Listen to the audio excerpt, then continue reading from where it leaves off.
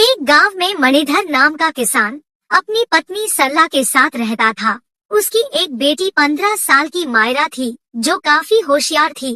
किसान की मेहनत से जो आमदनी होती उससे बेटी की पढ़ाई और घर में ही खर्च हो जाती थी।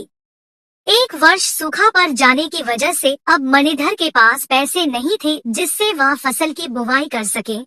वह पत्नी सरला से बोला, इस साल सूखा पड़ जाने की वजह से फसल में भी नुकसान हो गया और जो बाजार में पैसे थे धीरे धीरे वह भी घर का खर्चा और बेटी के स्कूल फीस में खर्च हो गए। समझ नहीं आता कि फसल के बीज के लिए पैसे कहाँ से लाऊं। परेशान क्यों होते हो जी, ऊपर वाला कोई ना कोई रास्ता निकालेगा। क्यों ना हम साहूकार से कुछ पैसे कर्ज ले ले और फसल की बिक्री होने पर उनको वापस कर देंगे। सरला की बात से मणिधर सहमत हुआ और वह साहूकार के पास गया। सेठ जी, इस बार फसल में काफी नुकसान होने से बुवाई के बीज के लिए मेरे पास पैसे नहीं है, अतः आप मेरी कुछ मदद कर दे तो बहुत मेहरबानी होगी। मणिधर, तू सेठ धनीराम के पास आया है। सेठ धनीराम सबकी मदद करता है तो तेरी भी मदद करेगा। जितनी रकम चाहिए बोल, 4 टके के हिसाब से जब चाहे वापस कर देना। सेठ जी 4 टके? देख भाई, मैं यहाँ फ्री फोकट का धर्म खाता नहीं चलाता। तुझे अगर रकम चाहिए तो 4 टके देने ही होंगे, नहीं तो जा यहाँ से। अब मणिधर के पास दूसरा कोई रास्ता नहीं था। वह सेठ से पैसे लिया और अपने फसल की बुवाई की और हमेशा की भांति अपनी फसल को जानवरों से बचाने के लिए रातों को भी निगरानी करता था। एक रात निगरानी के दरमियान एक जहरीले सर्प ने मणिधर को डस लिया और मौके पर ही मणिधर जमीन पर गिर पड़ा और सहायता न मिलने से उसकी मृत्यु हो गई। मणिधर के गुजर जाने के बाद मानो कुदरत का कहर बनकर उसके परिवार पर टूट पड़ा हो।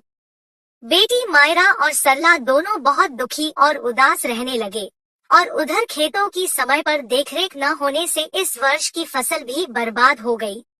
सरला पर जिम्मेदारियों का बोझ बढ़ता ही चला जा रहा था। एक तरफ साहूकार का कर्ज तो दूसरी तरफ मायरा भी बड़ी हो चुकी थी। उसकी शादी की चिंता उसे खाए जा रही थी। ऐसे ही समय बिता गया। एक दिन साहूकार आया और बोला, आज पूरे 2 साल हो गए पैसे उधार लिए हुए, अब तक तुम लोगों ने एक पाए भी वापस नहीं किया। अब तो मुझे मेरे पैसे चाहिए। सेठ की ऐसी बातें सुन सरला बहुत परेशान होती है और बोलती है, सेठ जी, मुझे कुछ दिन का और समय दे, मैं आपकी पूरी कर्ज चुका दूंगी। कहाँ से चुका दोगी? पैसे आसमान से बरसेंगे क्या? सरला, मैं तुम्हारी मजबूरी समझता हूँ, इसलिए तुम्हारी मदद करने मैं तुम्हारे पास आया हूँ। कैसी मदद सेठ जी? तुम्हारे पति के गुजरने के बाद अब घर चलाने के साथ साथ मुझसे लिया हुआ कर्ज और बेटी की शादी की जिम्मेदारी तुम कैसे पूरे कर सकोगी? मेरे पास एक रास्ता है जिससे तुम इन सारी जिम्मेदारियों से मुक्त हो सकती हो। अपनी बेटी की शादी मुझसे कर दो तो मैं अपना पैसा भूल जाऊंगा और तुम अपनी बेटी की जिम्मेदारी भूल जाओ। यह आप क्या कह रहे हैं सेठ जी?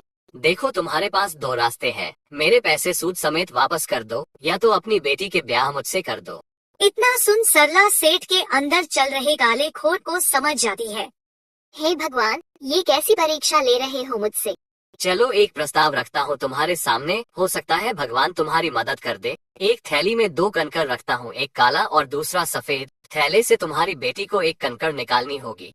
अगर वो सफेद कंकड़ निकालती है तो तुम्हारा कर्ज माफ कर दूंगा, और यदि काली कंकड़ निकालती है तो तुम्हारी बेटी को मुझसे शादी करनी होगी, और यदि कंकड़ निकालने से वह मना करती है तो तुम लोग को ये गांव छोड़कर जाना होगा। सेठ की ये प्रस्ताव सुनते ही बेटी मायरा सेठ की सारी चालाकी समझ जाती है। मुझे आपका प्रस्ताव मंजूर है, लेकिन मुझे एक दिन का समय दीजिए। मैं चाहती हूँ कि इस प्रस्ताव का निर्णय पंच के सामने हो। इतना सुन सेठ हामी में सिर हिलाया और चला गया। सेठ के जाने के बाद सरला बोली, बेटी, यह क्या किया तुमने? उसका कपट भरा प्रस्ताव तुमने स्वीकार कर लिया।